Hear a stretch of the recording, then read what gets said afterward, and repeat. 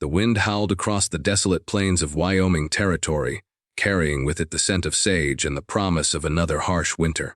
Samuel McReady stood on the porch of his weathered cabin, watching the horizon blur into nothingness as dust devils danced in the distance. For 3 years, he had lived alone on this patch of unforgiving land, trying to forget what he had lost, trying to build something from the ashes of his former life. The isolation had become his companion, the silence his solace, and the endless expanse of prairie his church, where he wrestled with memories that cut deeper than any Wyoming wind. The knock at his door came just as the first stars began to pierce the darkening sky. It was soft, hesitant, unlike the confident rap of a traveling salesman or the urgent pounding of someone in distress. Sam set down his coffee cup, the bitter liquid already growing cold, and walked to the heavy wooden door he had built with his own hands from timber hauled 50 miles through treacherous terrain. When he opened it, his breath caught in his throat like a prayer half-spoken. 2 little girls stood before him, their small forms silhouetted against the purple twilight that painted the sky in shades of loneliness. The older one, perhaps 8 years old, held the hand of a younger child who couldn't have been more than 5. Their dresses were torn and dirty, patched with scraps of different fabric that spoke of desperate attempts to make things last. Their faces were streaked with dust and dried tears, their hair tangled by days of walking through unforgiving country. The older girl's dark hair hung in waves around her shoulders, while the younger one's blonde curls were matted and wild. Both pairs of eyes, one brown like rich earth and one blue like summer sky, looked up at him with a mixture of fear and desperate hope that reminded him painfully of wounded animals seeking shelter. "Please, mister," the older girl said, her voice barely above a whisper but carrying the weight of responsibility no child should bear. "We just need a place to stay. We won't be no trouble, I promise. We don't eat much, and I can work real hard." Sam felt his heart clench like a fist around memories he had tried to bury. The sight of these 2 waifs brought back images he had locked away, memories of another little girl with laughing eyes who would never laugh again, who had been taken by fever and left him hollow as an empty well. He looked past them into the growing darkness, searching for any sign of adults, of parents or guardians who might be following behind. But there was nothing, only the endless expanse of prairie grass swaying in the wind like wheat in a field of sorrow. "Where are your folks?" he asked gently, crouching down to their level so his weathered face wouldn't seem so imposing to children who had clearly seen too much of the world's harshness. The older girl's chin trembled with the effort of holding back tears, but she squared her shoulders with a courage that seemed far too mature for her years. "Ain't got none anymore. The fever took Mama 3 weeks back, buried her ourselves when there weren't nobody else to do it. Papa died in the mine collapse last spring, crushed under rock trying to earn enough to feed us proper. We've been walking for days, mister. My sister Rose, she's real tired and hungry, and I don't know how much further we can go." As if summoned by her words, the younger child swayed on her feet, her face pale in the lamplight spilling from the cabin like liquid gold. Sam reached out instinctively to steady her, and she didn't pull away despite the fear that flickered in her blue eyes. Her skin was hot to the touch, fever warm, and he could see the exhaustion written in every line of her small body like a story of suffering no child should have to tell. "What are your names?" he asked, his voice gentler than it had been in years. "I'm Mary Catherine Sullivan," the older girl said with formal politeness that spoke of a mother who had tried to teach her manners even in poverty. "This here's my little sister Rose Elizabeth. We won't eat much, and I can work for our keep. I know how to cook beans and cornbread, how to clean and mend, and I can tend animals if you got any that need tending." Sam studied their faces for a long moment that stretched between heartbeats. Every instinct told him to turn them away, to direct them to the nearest town where proper families might take them in, where women could provide the gentle guidance young girls would need. He wasn't equipped for this responsibility.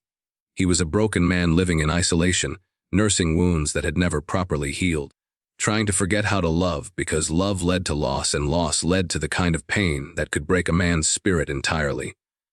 What did he know about caring for children? Especially girls who would need tenderness and guidance he wasn't sure he could provide. But as he looked into Mary's eyes, he saw something that made his decision for him. It was the same fierce protectiveness he had once felt, the same desperate love that would sacrifice everything for someone smaller and more vulnerable. This child had been taking care of her sister, probably for longer than she should have had to. She was trying to be strong when she was just a baby herself, carrying burdens that would crush grown men. "Come on in," he said finally, stepping aside and feeling something shift in his chest like ice breaking up in spring. "Let's get you both fed and cleaned up proper." The relief that flooded Mary's face was almost too much to bear. It transformed her features, making her look like the child she actually was instead of the tiny adult she had been forced to become. She led Rose into the cabin, both girls moving with the careful steps of children who had learned not to expect kindness from the world, who had been disappointed too many times to trust easily. Sam watched them take in their surroundings with wide eyes. His cabin was sparse but clean, furnished with handmade furniture crafted during the long winter months when there was little else to do but work with his hands and remember better times. A stone fireplace dominated one wall, its hearth cold now but ready to provide warmth against the coming winter. Through an open doorway, they could see into a small bedroom with a bed he had built himself from pine logs. "Sit here by the fire," Sam said, guiding them to the wooden bench he had constructed during his first lonely winter. "I'll get you something to eat." As he moved around the small kitchen, heating up leftover venison stew and cutting thick slices of bread from the loaf he had baked that morning, he found himself stealing glances at the two girls. They sat close together, Rose leaning against her sister's shoulder while Mary kept a protective arm around her. They spoke in whispers, their voices carrying the intimacy of siblings who had learned to rely only on each other, and he caught fragments of their conversation that pierced his heart like arrows. "Are we gonna stay here, Mary?"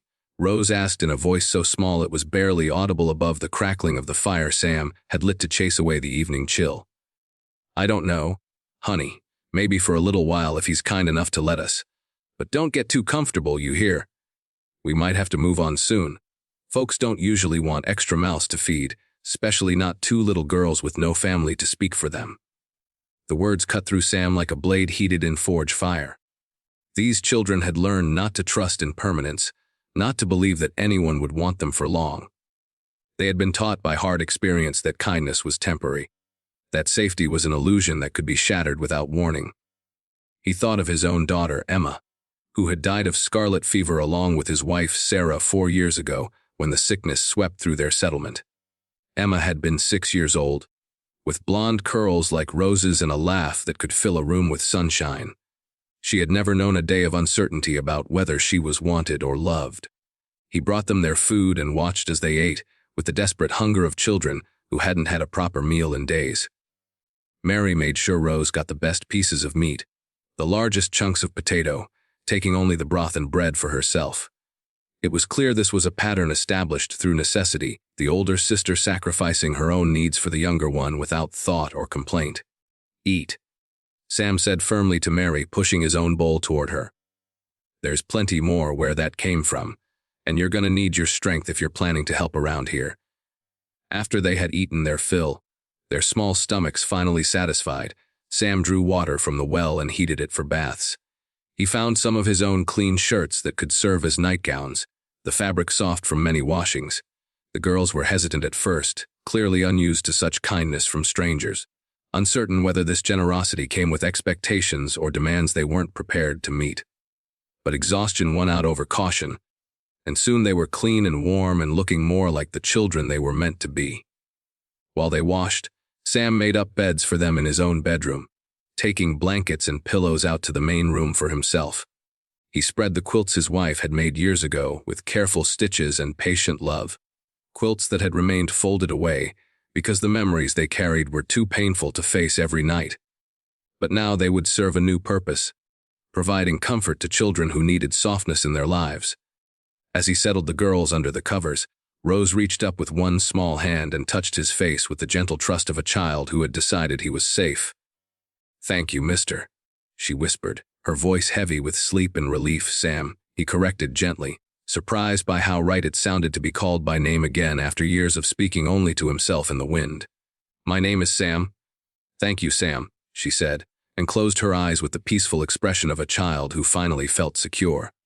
Mary lay awake longer, her dark eyes watching him with an intensity that spoke of burdens no child should carry. She had learned to read the faces of adults, to gauge their moods and intentions, to be ready to protect her sister at a moment's notice. "We won't be no trouble," she said again, the words automatic as breathing. "We can leave tomorrow if you want, soon as Rose feels better. We'll talk about it tomorrow," Sam replied, though he already knew there would be no talk of leaving. "Not yet, maybe not ever. For now, just rest. You're safe here." The next morning brought new challenges and small revelations that would shape the days to come. Rose was indeed running a fever. Nothing serious, but enough to require care and rest, and the kind of gentle attention she probably hadn't received in weeks. Mary proved herself capable beyond her years, helping with breakfast preparations and trying to clean the cabin despite Sam's protests that she was a guest, not a servant. But it was the small moments that began to work their way into his guarded heart like seeds finding purchase in rocky soil. Rose's delighted laughter when she discovered the barn cats, a sound so pure and joyful it seemed to chase shadows from corners of the cabin that had been dark too long. Mary's shy smile when he praised her cooking, the way her face lit up at recognition that her efforts were valued, the way they both looked at him with growing trust instead of wariness, as if they were beginning to believe that maybe, just maybe, this stranger might be different from all the others who had turned them away. Days turned into weeks with the natural rhythm of seasons changing, and slowly, carefully, like a plant emerging from winter ground, they began to build something resembling a family.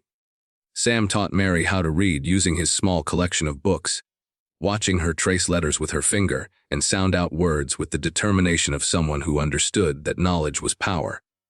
She in turn shared stories with Rose, spinning tales of brave princesses and magical kingdoms that made her sister forget, for precious moments, the hardships they had endured. He showed them how to care for the animals, how to milk the cow and gather eggs, and feed the chickens that pecked around the yard. He taught them to plant seeds in the small garden behind the cabin, explaining how patience and care could bring forth food to sustain them through the harsh winter months. They learned to mend tears in clothing with neat stitches, to repair broken tools with wire and ingenuity, to make something useful from materials others might throw away. But it was the quiet moments that changed them all in ways deeper than practical skills or book learning. Sam found himself listening for their voices in the morning, waking to the sound of Mary helping Rose get dressed, and both girls whispering plans for their day. He looked forward to their chatter at dinner, to Rose's questions about everything she saw and Mary's more thoughtful observations about the world around them. He felt a lightness in his chest he hadn't experienced in years, as if something heavy he had been carrying had finally been set down. The girls began to relax in ways that broke his heart, even as it filled him with hope. They laughed more freely, no longer looking over their shoulders for the next catastrophe. They asked questions about the world around them with the natural curiosity of childhood restored, no longer afraid that showing interest might be seen as asking for too much. They began to trust that there would be food tomorrow, that they had a place to sleep, that someone cared whether they were warm or cold, happy or sad. One evening in early autumn, as they sat around the fire listening to the wind howl outside with a sound like all the loneliness in the world, Mary asked the question he had been dreading and hoping for in equal measure. "Sam," she said quietly, her small voice cutting through the crackling of burning wood, "are we your family now?" He looked at her serious face, at Rose curled up asleep in his lap like a contented kitten, her blonde hair catching firelight and glowing like spun gold. He felt something break open in his chest, all the walls he had built, all the careful distance he had maintained, crumbling under the weight of a love he hadn't asked for but couldn't deny.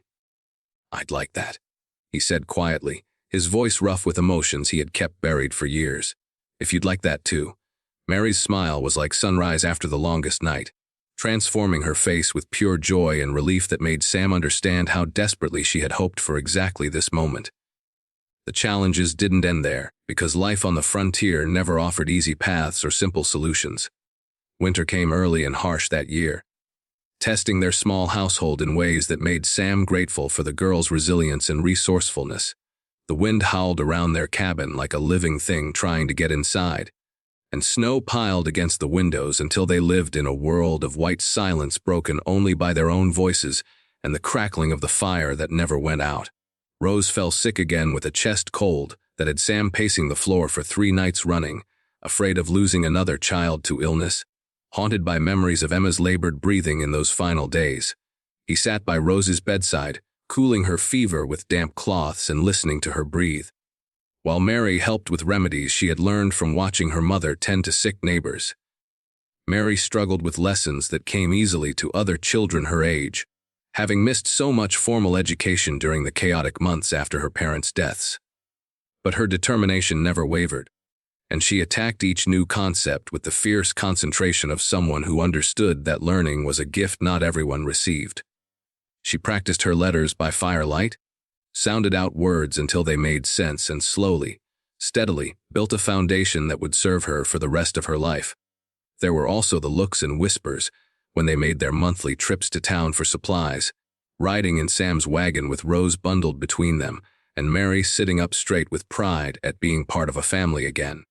A bachelor raising two girls was unusual enough to raise eyebrows and speculation among people who had little else to occupy their minds during long winter months. Some folks were kind, understanding the harsh realities of frontier life that could leave children orphaned and men childless, recognizing the practical necessity of such arrangements. Others were less charitable, muttering about impropriety and the need for proper female influence, as if love and kindness weren't enough to raise children properly. Sam felt their judgment like a physical weight, but he also saw how Mary and Rose held their heads high, secure in their place in his life and unashamed of the family they had created together. It was Mrs. Henderson, the schoolmarm with her stern face and rigid ideas about propriety, who finally spoke to Sam directly about their situation. "Those girls need more than you can give them," she said bluntly as he waited for Mary and Rose to finish their shopping at the general store, their voices drifting through the winter air like music. "They need a woman's guidance, proper education, preparation for their futures as wives and mothers. What happens when they start asking questions you can't answer? What happens when they need things only a mother can provide?" Sam bristled at the suggestion, feeling his protective instincts rise like hackles on a dog, but he forced himself to consider her words. Was he being selfish? Keeping the girls when they might be better served by a traditional family? Could he provide everything they would need as they grew older, as their needs became more complex and their questions more difficult to answer? The doubts she planted grew in his mind like weeds, choking out his confidence and making him question everything he thought he knew about their situation. That night, after the girls were asleep and the cabin was quiet except for the wind outside, he sat on his porch despite the cold and wrestled with doubts that felt like physical pain. He had come to love these children as his own, with a fierce protectiveness that surprised him with its intensity, but love wasn't always enough. Maybe Mrs. Henderson was right. Maybe there were families in town who could offer them opportunities he never could, who could prepare them for futures he couldn't even imagine. The next morning, Rose climbed into his lap as he drank his coffee and tried to sort through his troubled thoughts, her small face serious with the intuition children possess. "Sam, are you sad?" she asked, studying his face with eyes that saw more than most adults gave her credit for. "Why do you ask, little one? You got that look like Mary gets sometimes when she thinks about Mama and Papa. Like your heart hurts and you're trying to be brave about it." From the kitchen came the sound of Mary humming as she kneaded dough for bread, a skill she had mastered with proud determination. Through the window, he could see the garden they had planted together, now dormant under snow but ready to burst forth with life come spring. This cabin, once a refuge from grief, had become a home filled with laughter and love and the daily miracles of children growing and learning. "My heart doesn't hurt when I'm with you and Mary," he told Rose honestly, pulling her closer and breathing in the sweet scent of her hair. "You two make everything better." "Good," she said firmly with the absolute certainty of childhood, "'cause we love you too. You're our family now, and families stick together no matter what anybody says." The simplicity of her declaration, the absolute certainty in her voice, dissolved his remaining doubts like snow in spring sunshine. These girls had chosen him just as surely as he had chosen them. Whatever challenges lay ahead, whatever gossip or judgment or practical difficulties they might face, they would face them together as a family. Winter deepened, bringing blizzards that isolated them from the outside world for weeks at a time, cutting them off from town and neighbors and the opinions of people who thought they knew better. But instead of the lonely desperation Sam remembered from previous winters, there was warmth and light in their small home that had nothing to do with the fire in the hearth. Mary read to them by firelight from books Sam ordered specially from back east, her voice growing more confident with each passing day. Rose drew pictures with charcoal on scraps of paper, creating a gallery of their life together that Sam treasured more than any store-bought art. They told stories on the longest nights, each adding details to tales that grew more elaborate with each telling. They played simple games with cards and dice, competitions that ended in laughter and gentle teasing. They built a storehouse of memories that would sustain them through any hardship, creating traditions that were uniquely theirs. Spring came with its promise of renewal, and with it, a visitor Sam hadn't expected. Judge Morrison from the territorial capital arrived with papers and questions. Having heard reports of the unusual family arrangement from someone in town who thought official intervention was necessary, Sam's heart hammered as the austere man interviewed each of them separately, clearly looking for signs of impropriety or neglect, treating their love like something suspicious that needed investigation. "Mr. Macready," the judge said finally as they stood outside the cabin, watching Mary and Rose play with the barn cats in the afternoon sunshine. "These children are clearly healthy and well cared for. They speak of you with obvious affection and respect. But there are concerns about their long-term prospects, their legal status. What provisions have you made for their education, their futures?" "I teach them what I can," Sam replied carefully, measuring his words like a man walking through a minefield. "Mary can read and write now better than most children her age, and she's learning arithmetic and geography. Rose is bright as a penny and eager to learn everything we can show her. As for their futures, I figure that's up to them to decide when they're older. I aim to give them choices most frontier children never get, and if something happens to you, these girls would be alone again with no legal protections, no claim to anything you might leave behind." The question hit Sam like a physical blow, knocking the breath from his lungs. In his happiness at building their small family, he hadn't considered the legal realities that governed their world. In the eyes of the law, he was nothing to these children, a stranger who had taken them in out of kindness, but with no official right to make decisions about their lives, no way to protect them if circumstances changed. "What would you suggest?" he asked, though he thought he already knew the answer. "Formal adoption," the judge replied, his stern face softening slightly. "It's not common, especially for a single man. But given the circumstances and the clear bonds that have formed, I believe it could be arranged. The girls would have legal protection, inheritance rights, and your authority as their father would be recognized by law." "Father." The word sent a thrill of joy and terror through Sam's chest like lightning in a summer storm. He had thought of himself in those terms for months now, had felt the weight and wonder of that responsibility, but to make it official, to claim that title legally and permanently, felt like both the most natural thing in the world and the biggest leap of faith he had ever taken. The process took months, involving paperwork that seemed designed to discourage anyone without absolute determination. Testimonials from townspeople who had to swear to his character and the girl's well-being, and more visits from various officials who poked and prodded at their life like doctors examining a patient. Through it all, Mary and Rose waited with the patient hope of children who had learned that good things sometimes took time but were worth waiting for. On a crisp October day, exactly 1 year after they had first appeared at his door like answered prayers, Sam stood in the territorial courthouse with his daughters beside him. Mary wore a blue dress he had bought specially for the occasion, the finest thing she had ever owned, and Rose clutched a rag doll that had become her most prized possession. Judge Morrison read the official decree that made them a family in the eyes of the law, but Sam knew the real transformation had happened long ago, in quiet moments and shared struggles and the gradual healing of hearts that had known too much loss. After the ceremony, they celebrated at the hotel restaurant in town, Rose giggling at the fancy napkins and Mary trying to remember all her table manners, while Sam basked in a pride he had never experienced before. Other diners smiled at their obvious joy, and even some of the people who had whispered about their arrangement seemed to soften at the sight of their happiness. These were his daughters, officially and forever, and no one could ever take that away from them. That evening, back in their cabin where it all began, they sat around the fire as had become their sacred tradition. Rose was drowsy from the excitement of the day, but she fought sleep to savor every moment of their celebration, this milestone that marked the beginning of their official life as a family. "Sam," Mary said quietly, her voice carrying new confidence along with familiar affection. "Can I tell you something? Always, sweetheart. You can tell me anything. That night we came here, I was so scared. Not just about finding a place to sleep, but about everything. About taking care of Rose when I was just a little girl myself. About what would happen to us if nobody wanted us. I felt like I was carrying something too heavy for me, like I might break under the weight of it all." Sam nodded, understanding completely the burden she described. "And now I feel like I don't have to carry it alone anymore. Like even when things get hard, and they will get hard sometimes, we're gonna be okay because we're together.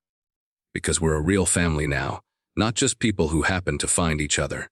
As Rose finally succumbed to sleep in his lap, and Mary leaned against his shoulder, Sam marveled at the strange ways life could surprise you when you least expected it. 4 years ago, he had been a man destroyed by loss, certain that he would spend the rest of his days alone with his grief and his memories and his carefully constructed walls against further pain. The idea that 2 lost children could walk into his life and transform everything would have seemed impossible, laughable even. But here they were, his daughters in every way that mattered. Rose with her boundless curiosity and infectious laughter that could brighten the darkest days. Mary with her fierce loyalty and quiet strength that reminded him daily of the resilience of the human spirit. They had needed him to provide shelter and safety, and the basic requirements of life, but they had given him something far more valuable in return. They had given him back his heart, his hope, his reason to build something beautiful in an often harsh and unforgiving world. Outside, the Wyoming wind still howled across the plains, carrying with it the promise of another winter, more challenges, and the endless possibilities of tomorrow stretching out before them like an unwritten story. But inside their small cabin, there was warmth and love and the unshakable certainty that some families are born not of blood or convention, but of choice, necessity, and the miraculous alchemy of hearts that recognize their missing pieces in each other. Sam McReady had found his daughters, and they had found their father, all because 2 little girls had been brave enough to knock on a stranger's door and ask for nothing more than a place to stay. What they had received instead was a place to belong, a place to grow, and the kind of love that changes everything it touches, transforming not just their own lives but rippling outward to touch everyone who witnessed their unlikely family built on foundations of hope and second chances.